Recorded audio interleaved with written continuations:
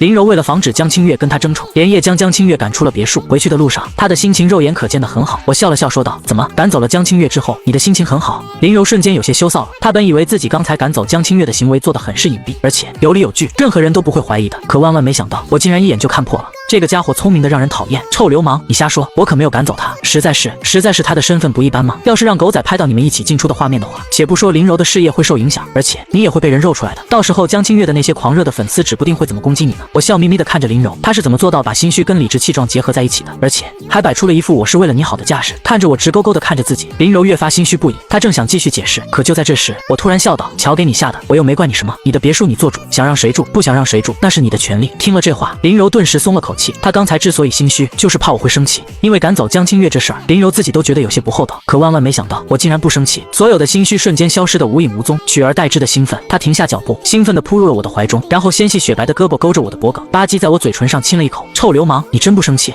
林柔媚笑着问道。我勾住了她的细腰，将她搂紧了之后，笑道：“我为什么要生气？江清月不在的话，咱俩亲热起来也方便吗？”这是我的真心话。虽然江清月在林柔的别墅住着，也不妨碍自己跟林柔亲热，但有的时候总是会有些不方便。现在她走了之后，我可以更加肆无忌惮一些。林柔听了这话，越发开心，她又情不自禁地在我的嘴唇上啄了几口。臭流氓，我喜欢你的态度，我决定了，再给你加5分。现在的你，在我这儿已经有80分了。我笑了笑，没有说话。坦白地说，我从一开始就没有把林柔给自己打分这事儿放在心上。在我看来，不管她给我多少分，哪怕是0分，也不能阻碍我吃她。一路说说笑笑地回到了别墅，我勾着林柔的细腰，抱着她一起坐在了沙发上。准确地说，是我坐在了沙发上，而林柔则是骑在了我的腿上。这娘们穿的是长裙，坐在我腿上的时候，她特意将长裙撩了起来。她裙摆下的那2条雪白均匀、纤细、性感的美腿肆无忌惮暴露在空气中，也暴露在我的眼中，更暴露在我的心中。我二话不说就摸了上去。妈的，她的肌肤是真的很滑嫩啊，同安心肌肤给人的手感完全一样。正摸着，我的绿泡泡响起了信息提示音。我随后看了一眼，信息是江清月发来的。我顺手打了开，看到了江清月发来的信息时，我还以为自己看错了，我又认真的看了一遍，这才确定自己没有看错。能让江清月在这么短的时间内就做出这样的决定，看样子她被林柔气坏了。我笑了笑，给她回复道：“真想好了。”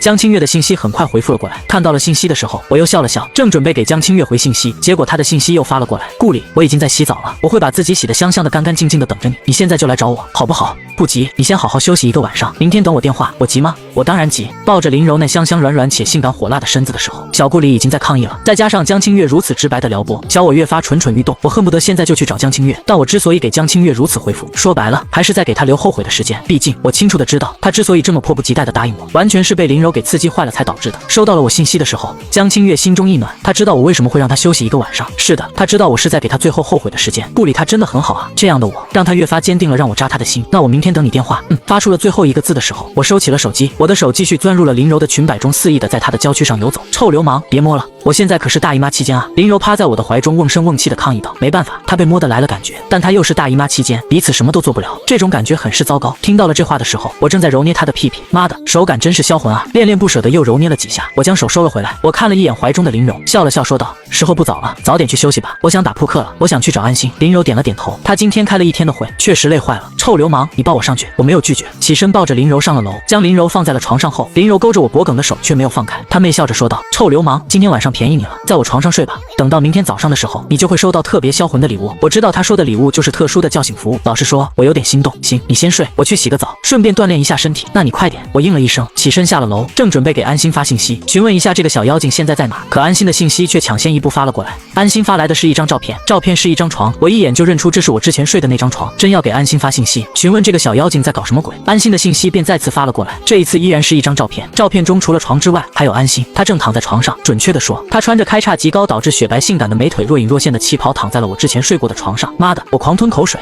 这个妖精总是有法子勾引我，坏蛋！再一次为我的眼盲心瞎给你道歉。明明你的房间就在我房间的隔壁，明明我们那么多机会相拥而眠，但是我却眼盲心瞎的将你拒之千里之外。为了弥补我对你的歉意，我决定今天晚上就在你的床上睡了，而且我也不打算盖被子，就是不知道会不会被空调吹感冒。我乐了，这个妖精现在又开始用这样的方式来博同情了。什么叫为了弥补对自己的歉意，然后就要睡在自己曾经睡过的床上，而且还不盖被子？妈的，这摆明了是在勾引自己吗？而且最绝的是，你不盖盖被子就不盖呗，发开叉露大腿的旗袍照片做什么啊？我没给安心回信息，因为我已经偷偷的出了门。是的，我要去找他。刚才抱着林柔的时候，小顾里已经生气了，我得让安心安慰他。安心本以为自己发出的那条明面上是在装可怜，可实际上是在勾引我的信息之后，我肯定会给他回复的。可万万没想到，信息发出之后，我竟然没有给他回复，这让安心有些绷不住了。他雪白的背齿紧咬着红润的嘴唇，继续给我发信息。空调的遥控器好像坏掉了，现在室内的温度为什么只有19度啊？好冷啊！要是有个人能来抱抱我，亲亲我的话，那我肯定会感动的跟他睡觉觉的。噗！收到了这条信息的时候，我已经站在了安心别墅的客厅内，看着信息中安心那茶言茶语的文字，我没绷住笑了出来。结婚那么久了，我竟然不知道他还个欠 F 的小绿茶呢。我收起了手机，蹑手蹑脚的朝着楼上走去。再次没有收到我回信的时候，安心彻底绷不住了，他忽地坐起来就要给我打电话。他已经打定主意，待会儿我接起电话之后，好好的撩拨他一番，就不信他不心动。说干就干，安心直接将电话给我打了过去。裤兜中传来了手机震动的声音时，我拿出来看了一眼，电话是安心打来的。我暗自庆幸自己刚才将手机调成静音模式了。我没有接安心的电话，不仅没有接，而且还直接挂断了的电话。听着手机中传来了阵阵忙音的时候，安心破防了，他莫名有些想哭的冲动。自从跟我离婚之后，安心就一直处于患得患失的状态中，这样的状态让他在面对我的时候变得格外的卑微。本以为这几天跟我的相处让彼此的关系前进了不少，可没想到这才半天的时间不到，我竟然就信息不回电话不接了。安心不是一个敏感的人，但此刻的他真的已经开始反省自己到底哪里做的不好，以至于让我又不想理会自己了。就在他快要绷不住的时候，手机突然传来了绿泡泡的信息提示音，安心迅速打了开，是我的信息。安心心中瞬间狂喜，他赶紧打开了信息，却是见我发来的是一张照片，照片上是一张床。安心觉得照片上的场景很眼熟，他仔细看了一眼，随后瞳孔猛地放大，